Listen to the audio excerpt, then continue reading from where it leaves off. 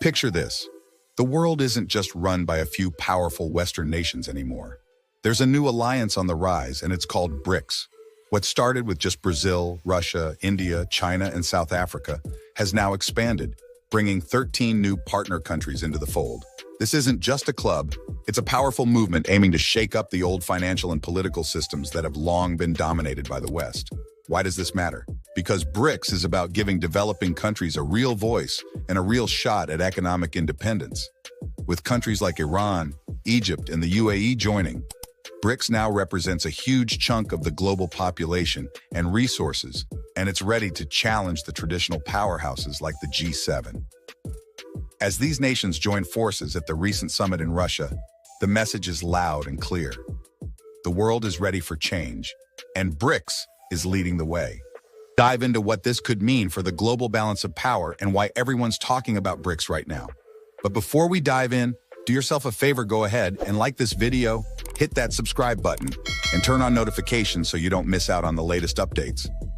We're here to keep you in the loop on global events, major financial moves, and everything impacting the world economy, so stay connected. The world is changing, and if there's one organization at the heart of that transformation, it's BRICS. What began in 2009 as a coalition of 4 influential developing economies, Brazil, Russia, India, and China, grew quickly, adding South Africa in 2010 and establishing itself as a rising power bloc on the international stage. Since then, BRICS has become a vital platform for nations looking to reform the global financial system traditionally dominated by Western powers. Today, BRICS is a rallying point for countries seeking economic independence, pushing back against a financial structure that has, for decades, limited their growth. From its inception, BRICS has had a clear mission to provide developing nations with a louder voice and greater influence in global affairs. Over the years, this mission has only intensified, and BRICS has evolved from a small coalition into a significant force in international economics and politics. In 2023, BRICS took a historic step, holding a summit in South Africa, where it expanded its membership to include 4 additional nations: Iran, Egypt, Ethiopia, and the United Arab Emirates. This move was a declaration of intent, demonstrating BRICS' goal to grow and represent an even larger share of the global population and economy. Now, with 9 full members, BRICS is often referred to as BRICS Plus. By October 2024, BRICS was ready for another bold move. At a major summit in Kazan, Russia, the organization once again invited new partners to join its ranks, underscoring the group's growing clout. 13 additional countries were invited to become BRICS partners, though not full members yet. This list included Algeria, Belarus, Bolivia, Cuba, Indonesia, Kazakhstan, Malaysia, Nigeria, Thailand, Uganda, Uzbekistan, and Vietnam. Though their addition wasn't officially declared at the Kazan summit, multiple sources, including Brazilian diplomats, verified these names in media outlets. The creation of BRICS Plus and the recent addition of partner states make it clear that BRICS is not just a temporary coalition. This organization represents an alliance of nations committed to reshaping the rules of international finance, trade, and diplomacy in favor of the developing world. BRICS is striving to build an international system that is not dictated by a handful of wealthy Western nations. And as each new member joins, BRICS expands its economic footprint, solidifying its influence and sending a powerful message: the world is ready for a new kind of global power structure. If BRICS represents a fresh voice in international affairs, the G7 stands as its polar opposite. The G7 is a group of historically dominant economies: the United States, Canada, France, Germany, Italy, Japan, and the United Kingdom. Together, they formed a powerful alliance that has long dictated the rules of global economics and politics. But the influence of the G7 has been waning. Once the undisputed leader in global GDP, the G7's economic power has been steadily shrinking, representing less than 30% of global GDP as of recent years. Meanwhile, BRICS, with its mix of emerging economies and developing nations, now holds approximately 33% of the world's GDP based on purchasing power parity, PPP, a measure that accounts for currency differences to reflect real economic output more accurately. While the G7's share of global economic power shrinks, BRICS is on the rise, poised to capture a growing share of the world's economy. This shift reflects a broader trend toward a multipolar world. a global order where power is shared among many countries rather than concentrated in a few wealthy Western nations. The differences between BRICS and the G7 become even starker when looking at demographics. While the G7 nations collectively account for less than 10% of the global population, BRICS countries make up over 40%. This represents an enormous shift in influence as BRICS taps into a youthful, growing population base, while G7 nations face aging populations and slower growth. For many developing nations, BRICS offers something the G7 does not: a platform to voice their perspectives and concerns without the need to conform to Western-dominated financial structures. With new full members like Iran and the UAE, key oil producers, BRICS is now responsible for 30% of global oil production. By championing the interests of resource-rich and fast-growing economies, BRICS positions itself as a critical counterbalance to the G7, providing an alternative vision of what global leadership can look like. The Kazan Summit in October 2024 was no ordinary gathering. It was a pivotal moment in BRICS history, the first time the organization met with its newly expanded membership, including the recent additions of Iran, Egypt, Ethiopia, and the UAE. For the 9 full BRICS members, this was a chance to solidify their unified vision and make strides toward a world that operates on more equitable terms. The Kazan Summit was also notable for its diverse representation.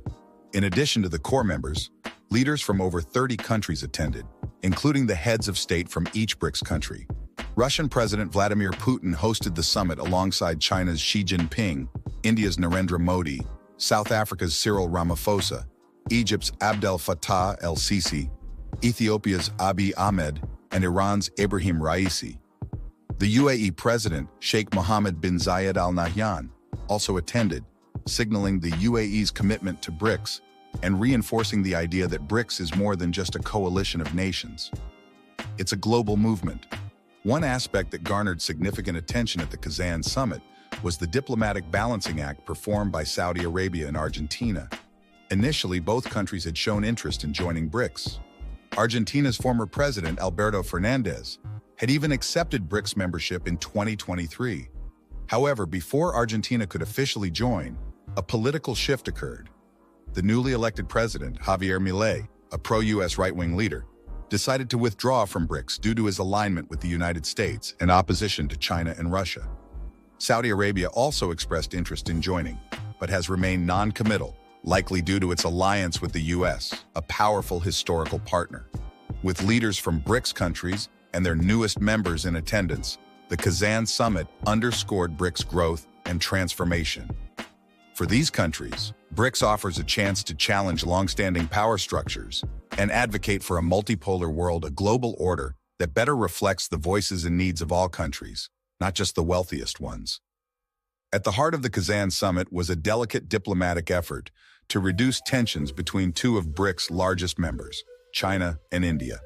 The relationship between these 2 nations has been strained in recent years, particularly over border disputes that have led to low-level conflicts and even casualties.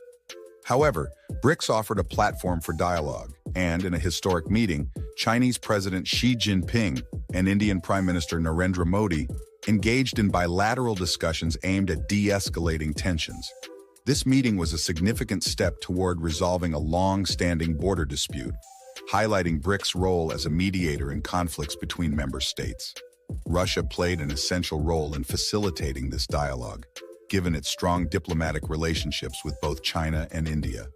The United States has often sought to exploit these tensions to weaken BRICS, encouraging India to align more closely with Western interests. India's involvement in the Quadrilateral Security Dialogue, or the Quad, alongside the US, Japan, and Australia, has further strained its relationship with China. However, recent developments have caused India to reconsider its approach. Allegations that Indian intelligence officers targeted dissidents living in North America led to diplomatic tensions with the West.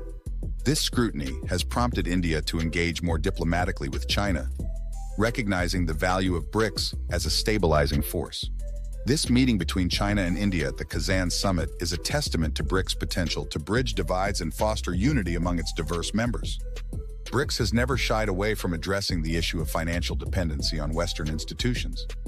At the Kazan Summit, Russian President Putin underscored BRICS' intention to challenge the existing global financial system, which was established at the Bretton Woods Conference of 1944 and made the US dollar the world's dominant currency. BRICS nations, particularly Russia and China, have been vocal about their desire to create alternatives to this system. By using their national currencies in cross-border transactions, BRICS members aim to reduce their reliance on the dollar. One of the proposals discussed at the summit was an alternative to the SWIFT interbank messaging system, which would further enhance BRICS' financial independence. The New Development Bank, NDB, often referred to as the BRICS Bank, is at the core of these efforts. Founded as a financial institution that could rival the International Monetary Fund, IMF, and the World Bank, the NDB is structured to provide loans and financial support to developing nations without the stringent requirements imposed by Western financial institutions. During the Kazan summit, BRICS leaders called for an increase in NDB projects funded in local currencies, a move that would shield developing nations from the volatility of the US dollar.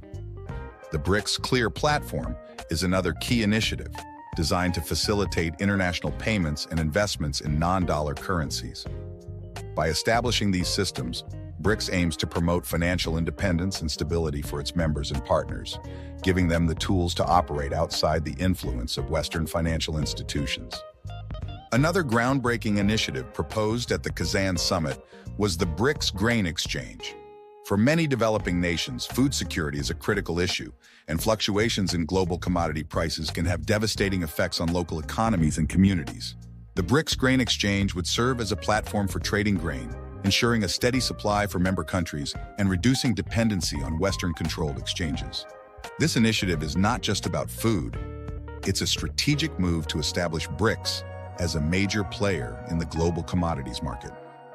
Russia, the world's largest wheat exporter, has been a driving force behind this initiative.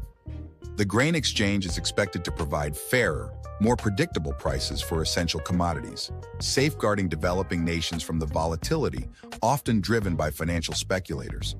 This exchange is envisioned as just the beginning, with plans to expand it into a comprehensive commodities market that could include metals, oil, and gas. By establishing a BRICS-controlled commodities exchange, member nations can mitigate the impact of Western financial markets and strengthen their own economies. One of the most powerful moments at the Kazan summit came from Bolivia's President Luis Arce. In a passionate speech, he praised BRICS as a platform for the Global South to challenge colonial legacies and economic inequality. For Arce, BRICS represents an opportunity to shift the balance of power, allowing developing nations to take control of their economic futures. Bolivia, home to some of the world's largest lithium reserves, is an example of a country that stands to benefit immensely from BRICS support as it seeks to industrialize and diversify its economy. Arce's speech highlighted a common sentiment among BRICS nations: the need for a fairer economic system. He expressed hope that BRICS could serve as a shield for countries in the Global South, helping them pursue development without the constraints imposed by Western powers. This vision resonates with leaders across the developing world who see BRICS as a pathway to true economic sovereignty. The Kazan summit concluded with the signing of the Kazan Declaration, a 33-page document that outlined BRICS' shared commitment to peace, justice, and economic equality. This declaration was more than just words. It was a roadmap for a multipolar world where power is distributed more evenly and nations are free from the influence of a single global superpower. The declaration reaffirmed BRICS' commitment to the United Nations as the central body for international governance, rejecting the Western concept of a rules-based international order, which many BRICS members view as a mechanism for Western control. The declaration also addressed the need for reforms within the United Nations, specifically within the Security Council. The current structure grants veto power to 5 nations, including the US, UK, and France, which has long been a point of contention for countries like India, whose large population and economic contributions are not reflected in the Security Council. For BRICS, reforming the UN is essential to creating a more inclusive global governance system. In addition to advocating for political reform, the Kazan Declaration called for a transformation of the global financial system. High debt levels in developing countries and the volatility of Western currencies have long been challenges for BRICS members. Rising interest rates in the US and Europe often result in the devaluation of currencies in developing nations, making it difficult for them to import essential goods or pay off debts. BRICS leaders emphasize the need for a more equitable financial system, one that does not disproportionately burden poorer nations. The declaration called for the new development bank to play a more active role in funding projects within BRICS countries, with a focus on local currency financing.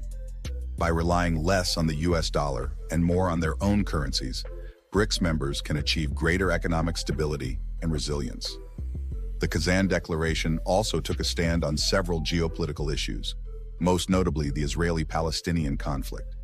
BRICS called for a ceasefire and a two-state solution, advocating for the full recognition of Palestine as a sovereign state.